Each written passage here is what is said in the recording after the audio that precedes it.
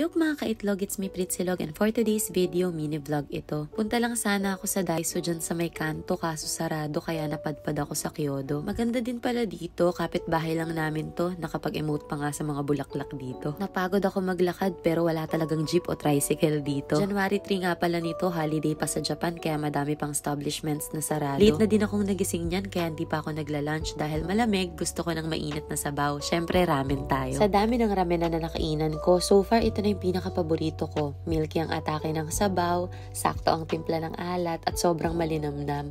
Gusto ko din yung marami silang condiments. Your choice kung gaano kaanghang ang trip mo.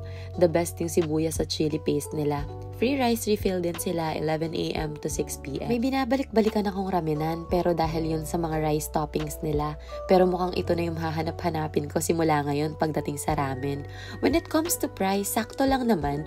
850 yung pinakamura nilang ramen. Gusto ko lang kasi may itlog kaya 950 yung sakin. Last day nga pala ng Yasumi namin yan kaya feeling ko deserve ko mag-ramen. Lakas din talaga ng cravings ko sa maiinit na sabaw lalo na ngayon kasi sobrang lamig na sa Japan kaya nga sinisipon ako. Ako lang ba? Pero after ko kumain ng maalat, gusto ko ng matamis. Kaya ito natukso ko sa milk teahan malapit sa ramenan. In fairness, cozy ang place. Masarap tumambay kahit hindi kalakihan. Madaming choices ng tea. May food selection din sila inspired by Taiwanese snacks. Maliit lang yung binili kong milk tea. Caramel flavor kasi walang brown sugar.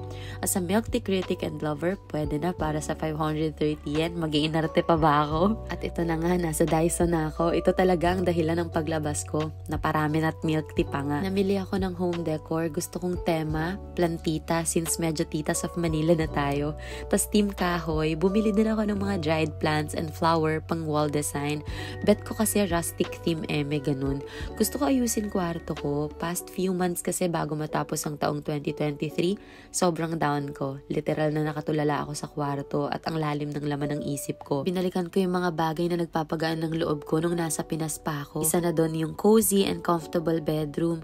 Kaya pinaayos ko talaga din dati kay daddy yung sarili kong kwarto kasi malaking impact sa akin nun para maging kalmado. Gusto ko kasing harapin yung bagong taon na may panatag na isip at may payapang puso. Pag uwi ko sa bahay, sinet up ko agad siya at sobrang happy ko nung nakita ko yung outcome. Masarap na yung pahinga ko pagkagaling sa mahabang pagod ng maghapong trabaho. Ang tanging hiling ko, maging maayos ang buhay natin sa mga darating na araw, linggo at buwan sa loob ng isang buong taon.